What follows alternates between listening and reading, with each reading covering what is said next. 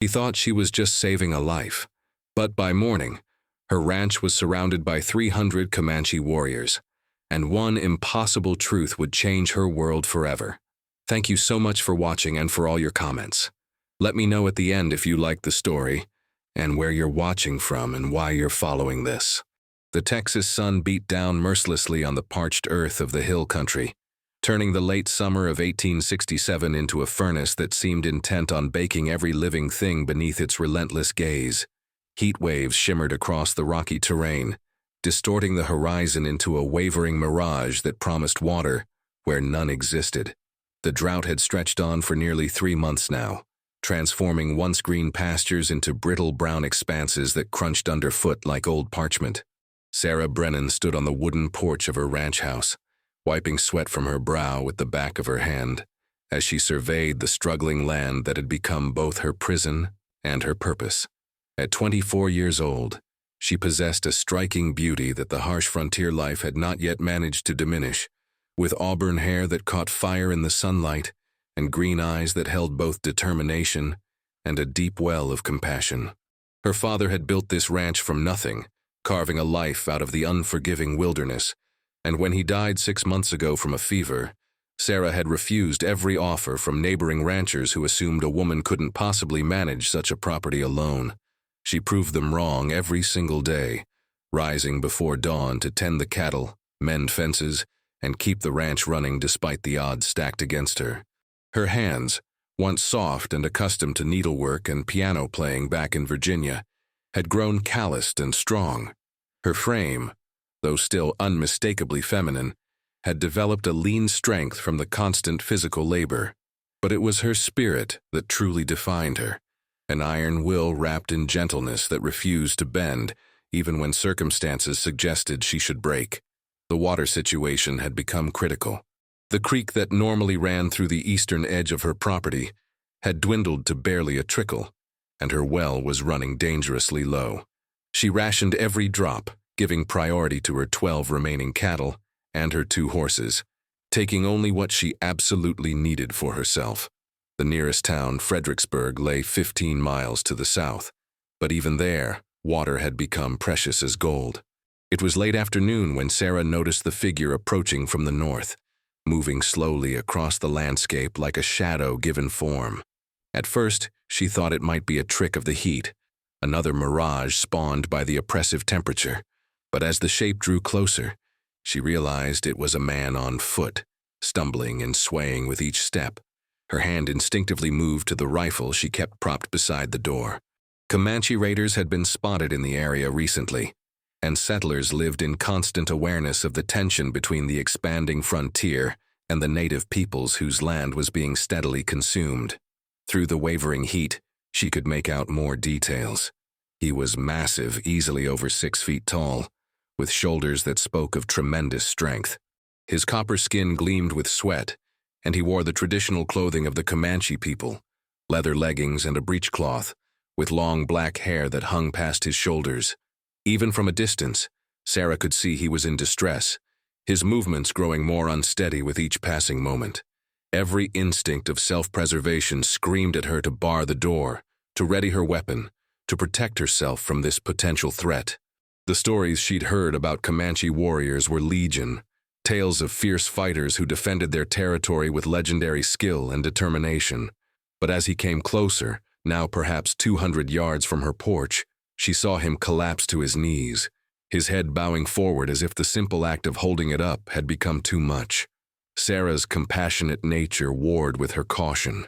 She watched him struggle to rise, saw him fall again, and in that moment she saw not a fearsome warrior or a dangerous enemy, but simply a human being in desperate need. The drought affected everyone, regardless of which side of the conflict they stood on. Water recognized no boundaries, showed no allegiance to any particular people. Making a decision that would change the course of her life, Sarah grabbed the water bucket she'd filled that morning from her dwindling well.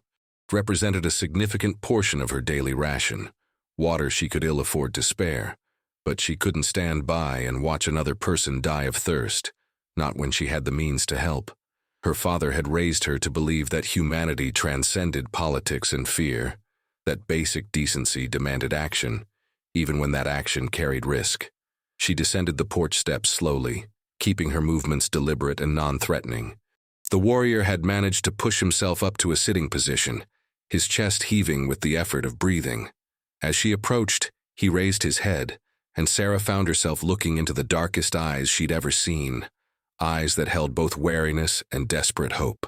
His face was striking, with strong, angular features that would have been handsome were they not twisted with exhaustion and dehydration. A jagged wound marked his left shoulder, the dried blood indicating it was at least a day old.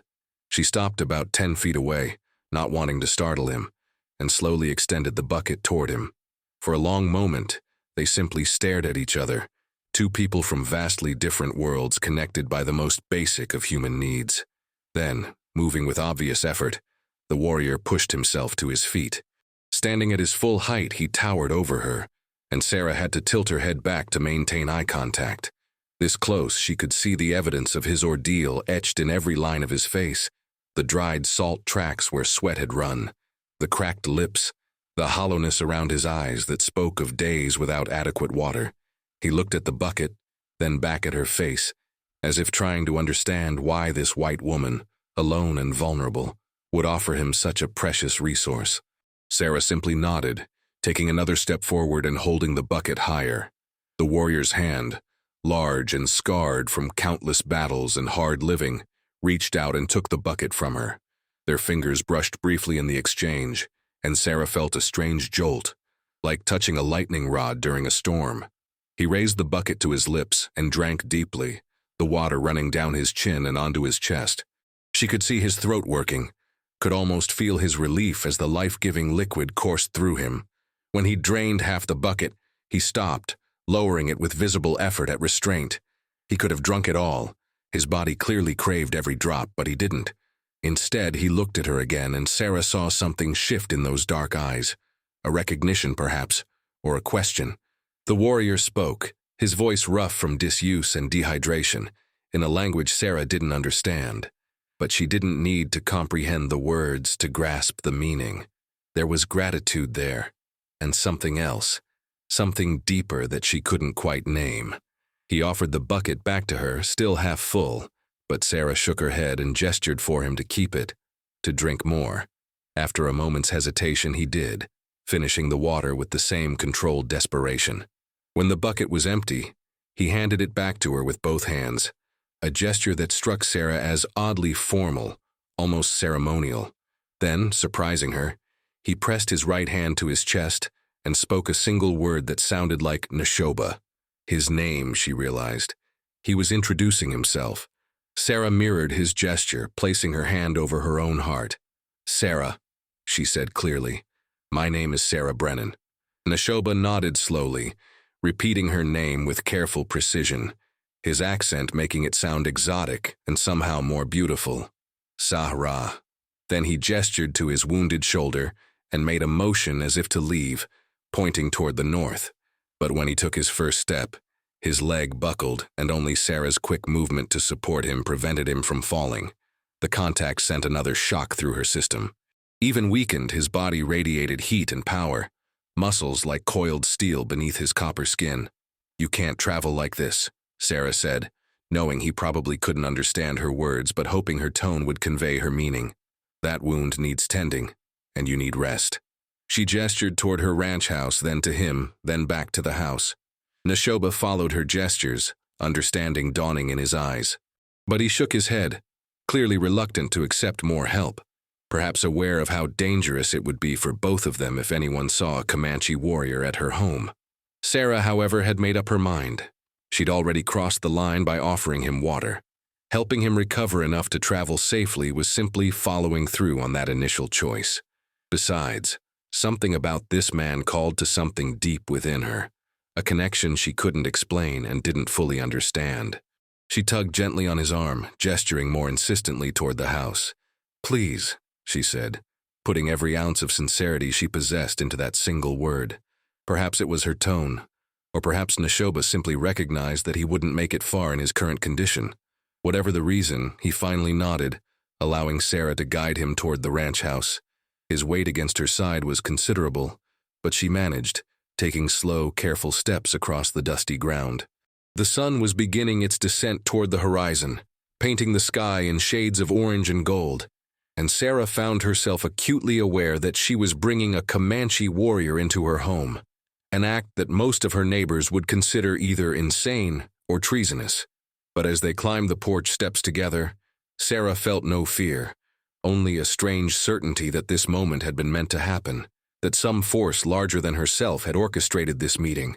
She didn't believe in destiny or fate, had always prided herself on practical thinking and rational choices. Yet here she was, helping a man who by all rights should terrify her, feeling safer in his presence than she had in months of solitude. Inside the modest ranch house, Sarah guided Neshoba to the sturdy wooden chair beside her kitchen table. He lowered himself carefully, his movements betraying the pain from his wound. The house was simple but well-maintained, with whitewashed walls, a stone fireplace, and windows that let in the fading sunlight. Sarah's few possessions were arranged with care: books on a shelf, her mother's china in a cabinet, her father's pocket watch hanging on the wall. Neshoba watched Sarah move about the small kitchen with an efficiency born of necessity, his dark eyes tracking her every movement as she gathered supplies to tend his wound. The interior of her home surprised him. He had raided white settlements before, had seen the insides of their dwellings, but this place felt different. There was warmth here, a sense of care in how everything was arranged, from the carefully tended herbs hanging by the window to the worn quilt draped over the back of the sofa. This woman lived alone. That much was clear from the single set of dishes, the solitary chair by the fireplace, yet she had opened her door to him without hesitation.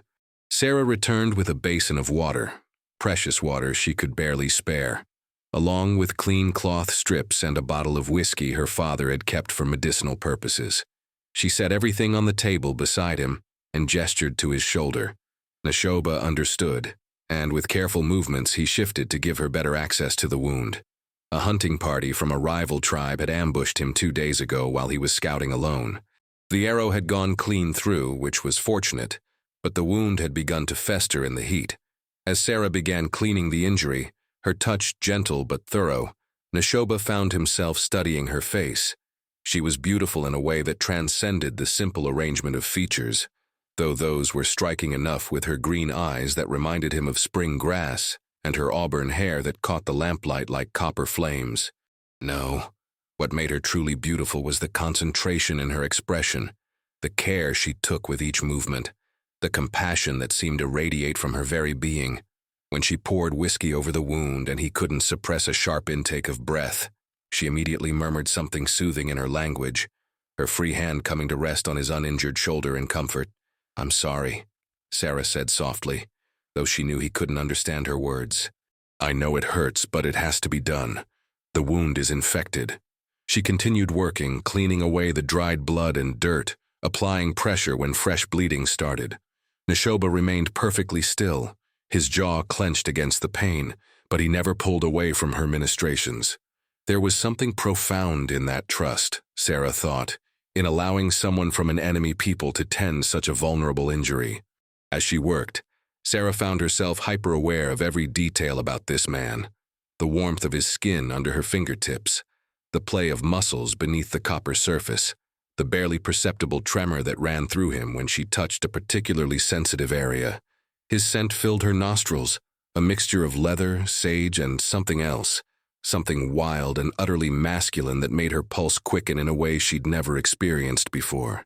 She had been courted by several men back in Virginia before coming to Texas, had even received 2 marriage proposals, but none of those civilized gentlemen had ever made her feel this heightened awareness, this electric connection that seemed to hum in the air between her and Neshoba. When she finished bandaging the wound, wrapping the clean cloth strips securely around his shoulder and across his chest, Sarah stepped back to examine her work. Their eyes met, and for a moment the world seemed to narrow to just the two of them, everything else fading into insignificance. Neshoba raised his hand and placed it over hers where it rested on his shoulder, his large palm completely covering her smaller hand. He spoke again in his language, a longer sentence this time, and though Sarah couldn't understand the words, the sincerity in his tone was unmistakable. "You're welcome," she replied, not knowing if that was what he'd said, but feeling it was the right response anyway. She reluctantly pulled her hand away and moved to prepare some food. Her supplies were limited due to the drought, but she had some dried beef, beans, and cornbread from yesterday. As she set about heating the beans and slicing the cornbread, she could feel Neshoba's gaze on her, could sense him trying to reconcile whatever preconceptions he might have had about white settlers with the reality of this woman who had shown him nothing but kindness. They ate together as the last light faded from the sky, and Sarah lit 2 oil lamps to push back the darkness. The meal was simple, but Neshoba ate with obvious appreciation, and Sarah found herself pleased by his reaction. They communicated through gestures and expressions, a conversation without words that somehow felt more honest than many spoken exchanges Sarah had experienced. When Neshoba pointed to himself and then made a sleeping gesture, clearly asking where he should rest, Sarah felt a flutter of nervousness. Having him in her home was one thing, but the impropriety of a man sleeping under her roof, even an injured one, would be scandalous if anyone knew. But no one would know, she told herself firmly, and he needed rest to heal. She led him to her father's old room, a small space off the main living area that she'd left largely untouched since his death. The bed was narrow but sturdy, covered with a wool blanket. Neshoba looked at the bed, then at Sarah, then shook his head and gestured to the floor. She understood he was trying to be respectful, but the thought of him sleeping on the hard wooden floor with his injury was unacceptable to her. "Please," Sarah said, pointing firmly to the bed. "You're hurt. You need proper rest." She demonstrated by pressing down on the mattress to show its comfort, then pointing to him again. Neshoba hesitated, clearly torn between his own code of honor and his body's desperate need for genuine rest. Finally, he nodded, lowering himself carefully onto the bed. The relief that crossed his face as he lay back was immediate and profound. Sarah pulled the blanket over him, and their hands brushed again, that same electric sensation arcing between them. She should leave, should go to her own room and put distance between them. Instead, Sarah found herself sitting on the edge of the bed, unable to tear herself away. Neshoba's eyes had closed, exhaustion finally claiming him, but his hand found hers in the darkness, his fingers intertwining with hers in a gesture that felt both innocent and incredibly intimate. Sarah sat there for a long moment, her heart pounding, trying to understand what was happening to her. She had known this man for mere hours. They couldn't even speak each other's language. Their peoples were locked in a brutal conflict over land and resources, and yet she felt more connected to him than she had ever felt to anyone in her entire life. Finally, she gently extracted her hand and stood, backing toward the door. But at the threshold, she stopped and looked back. In the dim lamplight filtering in from the main room, Neshoba looked younger, less fearsome, more human.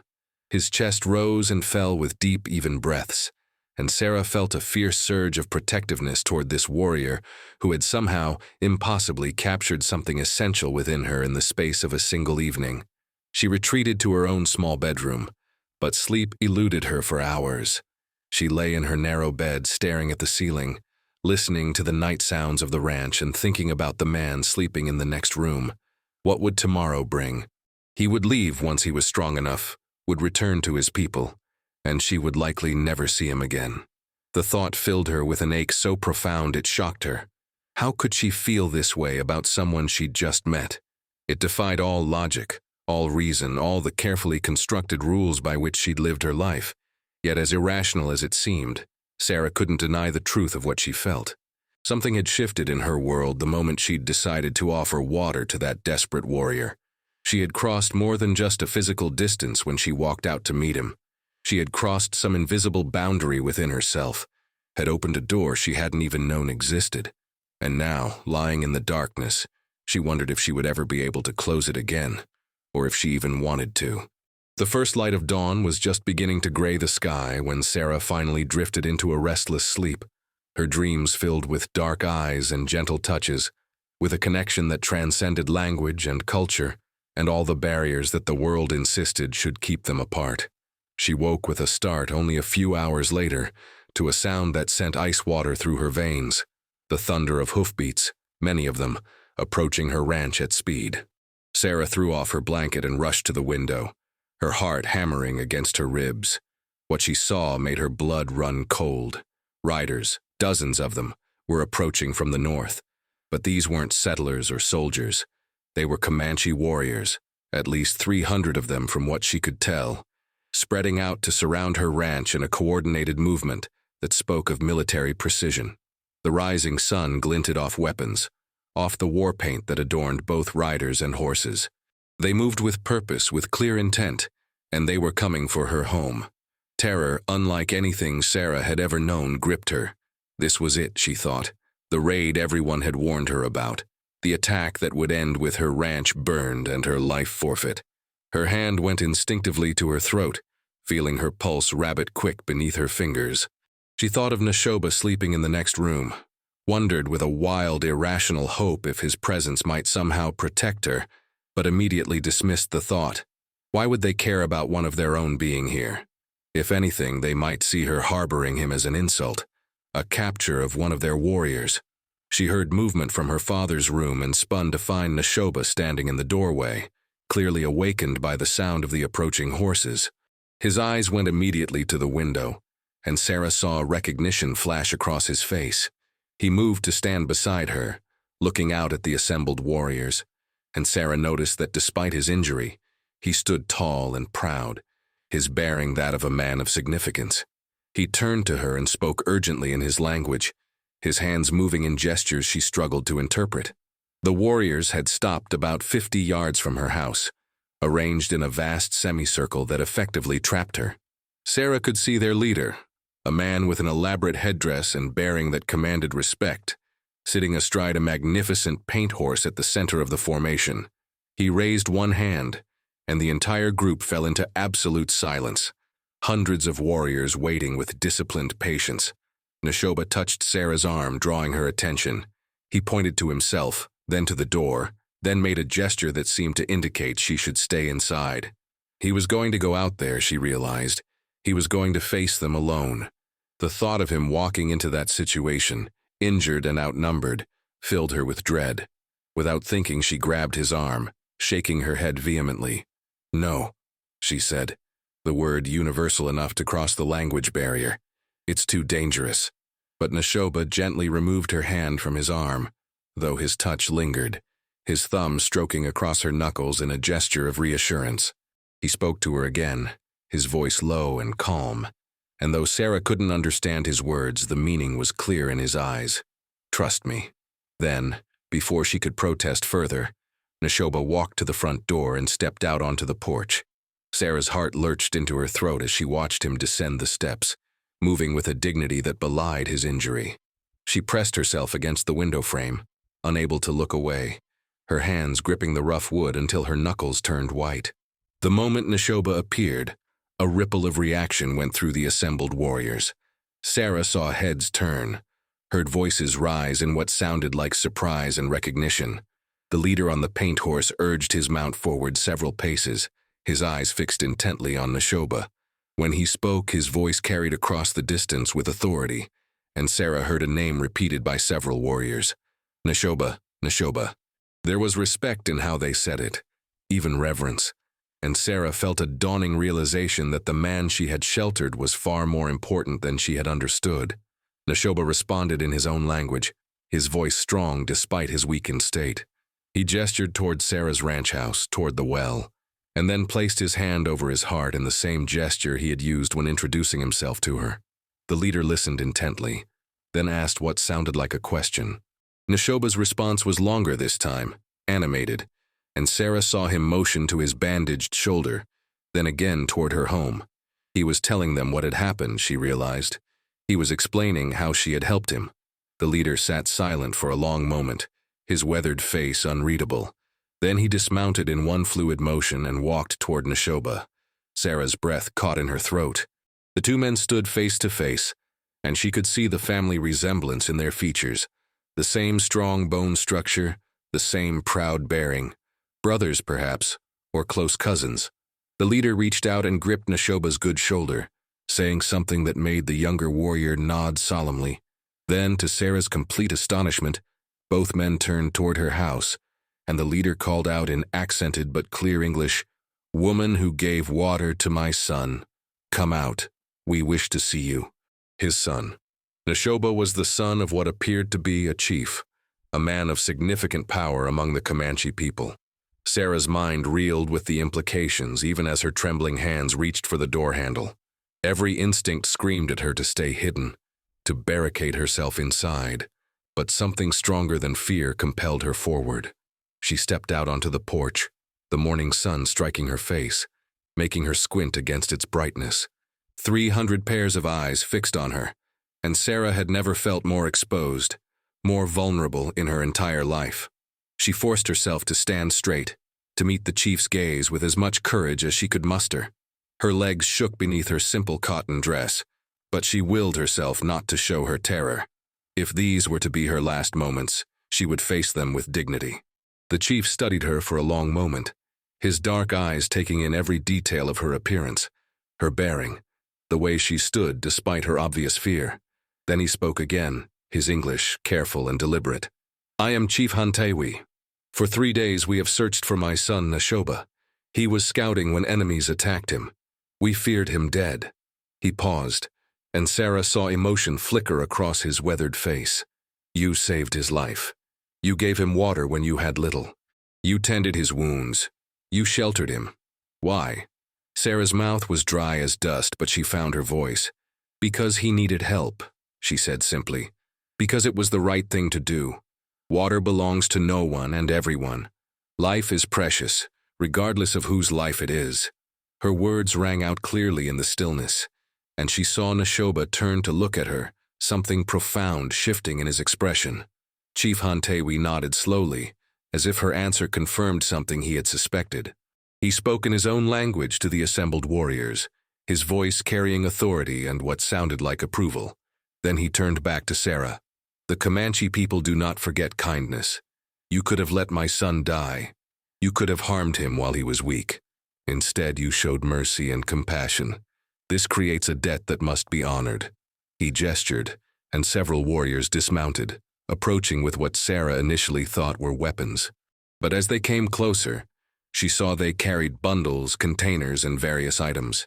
They set them at the base of her porch steps, water skins full to bursting, dried meat, corn, beans, beautifully tanned hides, and other supplies that represented wealth among their people. "We have watched your ranch," Chief Hantewi continued. "We know of your struggles with the drought, that you are alone, that your cattle suffer. These gifts are small payment for the life of my son, but they are given with respect and gratitude." Tears stung Sarah's eyes as she looked at the supplies, resources that would see her through the drought and beyond. "I don't know what to say," she managed, her voice thick with emotion. Thank you so much." She wiped at her eyes, not caring if they saw her cry. The relief was overwhelming, not just for the supplies, but for the fact that she would live, that this encounter had turned into something beautiful, rather than violent. Chief Hantewi raised his hand, and the warriors fell silent once more. "There is more," he said, and Sarah saw a small smile play at the corners of his mouth. "My son has told me something else, something I see confirmed in your eyes when you look at him, and in his eyes when he looks at you. The heart knows no boundaries, recognizes no differences of skin or language. It simply knows what it knows." Sarah felt her cheeks flush hot as she understood what he was suggesting. She glanced at Neshoba and found him already looking at her, his dark eyes intense and filled with an emotion that made her heart race. Could it be true? Could he feel this same inexplicable connection that had gripped her from the moment she first approached him with that bucket of water? Neshoba stepped forward and spoke to his father in their language, his words passionate and determined. Chief Hantewi listened, then looked between his son and Sarah with an expression that mixed concern with understanding. He replied, and Sarah caught what sounded like a question in his tone. Neshoba answered without hesitation, his gaze never leaving Sarah's face. The chief sighed deeply, the sound of a father recognizing that his child has made a choice that cannot be unmade. "My son says his spirit has chosen you," Chief Hantewi said to Sarah. "He wishes to stay here, to learn your language, to know you as you are, and to give you the chance to know him. He understands the difficulties this would bring, the dangers from both our people and yours. But he believes what has grown between you in one day is worth exploring, worth protecting. The chief paused, his eyes searching Sarah's face. What do you say, Sarah Brennan? Do you feel the same? Sarah's heart hammered so hard she thought it might burst from her chest.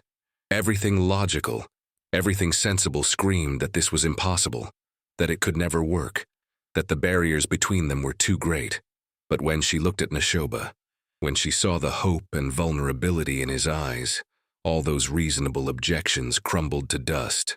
She thought of the connection she'd felt from that first touch, the sense of rightness that had guided her every interaction with him, the way her soul seemed to recognize his even when her mind insisted it couldn't be so. Yes, she said, her voice barely above a whisper at first, then stronger, more certain. Yes, I feel the same. I don't understand it, and I can't explain it, but I feel it. From the moment I saw him, something in me knew. She looked directly at Neshoba as she spoke, willing him to understand, even if he couldn't comprehend her words. I want to know him. I want to give this a chance, whatever this is. Neshoba's face transformed with a smile that stole Sarah's breath, joy radiating from him like light from the sun. He moved toward her, climbing the porch steps until he stood directly in front of her. He reached out slowly, giving her every opportunity to pull away, and when she didn't, he cupped her face in his large, warm hands. He spoke in his language, his voice soft and filled with wonder, and though Sarah couldn't understand the words, she felt their meaning resonate in her very bones. Then he leaned down and pressed his forehead to hers, a gesture of intimacy that sent warmth flooding through her entire body. Chief Hantewi spoke again, his voice carrying a note of warning tempered with acceptance. This path you choose will not be easy. There are those among my people who will not understand, who will see this as betrayal. There are those among yours who will react with even greater hostility. You must be strong, both of you, and you must be wise. The bond between you must be worth the struggles it will bring. Sarah pulled back enough to look at the chief, though she remained close to Neshoba, drawing strength from his presence. I understand, she said, but I've been alone since my father died, fighting to keep this ranch, to make something of the life he built. I'm no stranger to struggle or to standing against opposition. If this is another battle I must fight, then so be it. Some things are worth fighting for. Neshoba spoke to his father then, his voice firm and resolute. Chief Hantewi listened and nodded slowly. My son says he will stay here for now. We'll help you with your ranch. We'll protect you as you protected him. I will send word that this place and this woman are under the protection of our tribe. No Comanche will trouble you. But Sarah Brennan, you must also understand that my son cannot abandon his people entirely. There will be times he must return to us, must fulfill his duties as my son and as a warrior. Can you accept this? I can, Sarah said without hesitation. I would never ask him to abandon who he is or where he comes from. That's part of who he is, and I want to know all of him, not just the parts that are convenient or easy. She looked up at Neshoba, saw approval and something deeper, something that looked very much like love beginning to bloom in his eyes. The chief nodded, appearing satisfied with her answer. He spoke to the assembled warriors in their language, his tone formal and commanding.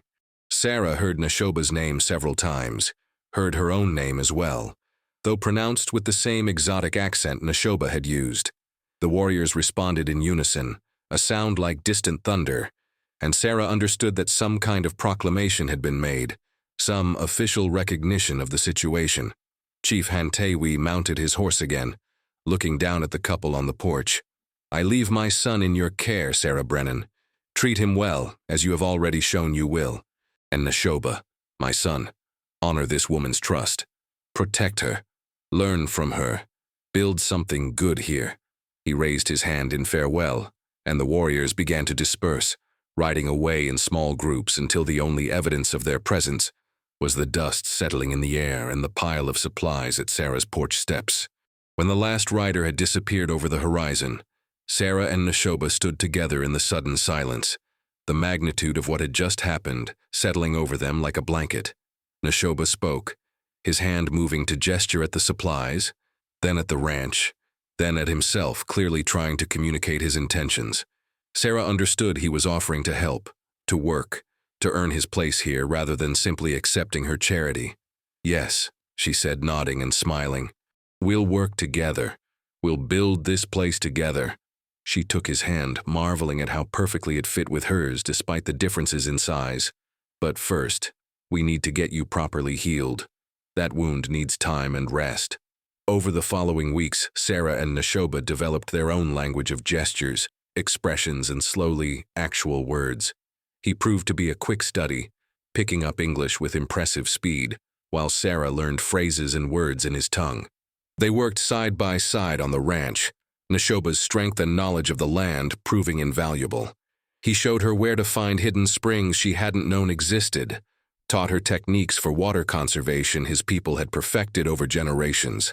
The cattle began to recover, the ranch began to thrive, and through it all, the bond between Sarah and Neshoba deepened from that initial spark into something solid and real. They learned each other's stories in the evenings, sitting on the porch as the sun set, Neshoba's improving English allowing for deeper conversations. Sarah told him about her life in Virginia, about her father's dreams for the ranch, about her determination to honor his memory by making those dreams reality. Neshoba shared stories of his people, of growing up as a chief's son, of the pressure and pride that came with that position, of his love for the land that was being slowly taken from them. These conversations sometimes brought tears, sometimes laughter, but always understanding. The physical attraction that had sparked between them from the beginning grew stronger with familiarity. Sarah found herself noticing the way Neshoba's muscles moved when he lifted heavy objects, the grace with which he moved despite his size, the gentleness in his hands when he helped her with delicate tasks. Neshoba, in turn, watched Sarah with an intensity that made her skin tingle, his eyes following her movements with obvious appreciation and growing desire. But they moved slowly, both understanding that what they were building was too important to rush, too precious to risk with hasty decisions. It was nearly 2 months after that dramatic morning, when Neshoba, his English now quite proficient though still charmingly accented, finally spoke the words that had been building between them. They were working together to repair a fence, the physical labor comfortable and companionable, when he suddenly stopped and turned to her. "Sarah," he said, his voice serious, "I must tell you something. In my heart, from that first day when you brought me water, I knew you were meant to be mine, and I was meant to be yours. I have tried to show you this through my actions, through my help, through my presence. But now I must say it with words. I love you, my spirit loves your spirit. My heart belongs to you." Sarah's eyes filled with tears as she looked up at this incredible man who had come into her life in the most unexpected way, who had transformed her world simply by existing in it. "I love you too," she said, her voice breaking with emotion. "I have loved you since the moment I decided to walk toward you with that bucket instead of away from you. I didn't know it then, but my heart did. My heart knew before my mind could catch up." Neshoba pulled her into his arms, and Sarah went willingly, pressing her face against his chest and feeling his heart beat strong and steady beneath her cheek. He was warm and solid and real, and he was hers. When she tilted her face up to look at him, Neshoba lowered his head and kissed her for the first time, a kiss that was gentle and passionate and filled with all the emotion they had been building toward for weeks. Sarah's entire world narrowed to that moment, to the feel of his lips on hers, to the rightness of being in his arms. When they finally pulled apart, both breathless and smiling, Neshoba spoke again. "I want to marry you in both our traditions," he said. "I want my people to recognize you as my wife, and I want your people to recognize me as your husband. It will not be easy to arrange, but I want it done properly, with honor." "Yes," Sarah agreed immediately. "Yes to all of it. I don't care how difficult it is or how long it takes. I want to be your wife officially, in every way that matters." She paused, then added with a mischievous smile, "Though I suppose I should warn you that being married to me means a lifetime of stubbornness and determination. I don't give up easily on things I believe in." Neshoba laughed, the sound rich and warm. "This I already know well. It is one of the many things I love about you. Your strength, your fierce heart, Your refusal to surrender even when the odds seem impossible. You showed me all of this on the day we met, when you chose compassion over fear. I fell in love with a warrior that day, Sarah Brennan, even if you do not carry weapons or wear war paint. 3 months later, on a crisp autumn day when the drought had finally broken, and the land was beginning to recover its green vitality, Sarah and Neshoba were married in a ceremony that blended both their traditions. Chief Hantewi performed the Comanche rituals with solemnity and approval, accepting Sarah into his family with genuine warmth. The local minister, though initially reluctant, was persuaded by Sarah's passionate arguments and by the visible depth of love between the couple, and he performed a Christian ceremony as well. Few settlers attended, prejudice and fear keeping most away, but those who came saw what Sarah had known from the beginning, that love recognized no boundaries when it was real and true. Standing beside Neshoba as the sun set on their wedding day, wearing both a traditional white dress and the beautiful buckskin garment that Neshoba's mother had made for her, Sarah reflected on the incredible journey that had begun with a simple act of compassion. She had given water to a dying warrior, and received in return a love that transcended every barrier the world tried to place between them. The road ahead would still have challenges, she knew. There would be those who would never accept their union, who would see it as betrayal or abomination. But Sarah had never been one to choose the easy path, and with Neshoba beside her, she felt capable of facing anything. As if reading her thoughts, Neshoba pulled her close and whispered in her ear, his English now nearly flawless, "Whatever comes, we face it together. Your strength and my strength, combined. Your people and my people, learning to coexist through our example. It will not change the world overnight, but perhaps it is a beginning." A beginning, Sarah agreed, turning in his arms to kiss him as husband and wife, as partners in every sense of the word. The best beginning I could ever have imagined. And as 300 Comanche warriors raised their voices in celebration around them, joined by the handful of settlers brave enough to witness this unusual union, Sarah knew that she had found something far more valuable than water in the desert. She had found love, true and pure and strong enough to bridge any divide. And that, she thought as Neshoba swept her into his arms amid the cheering crowd, was worth every risk she had taken, every convention she had defied, every obstacle she would face in the future. Some things were simply meant to be, and no force on earth could stand against them when two hearts decided to beat as one.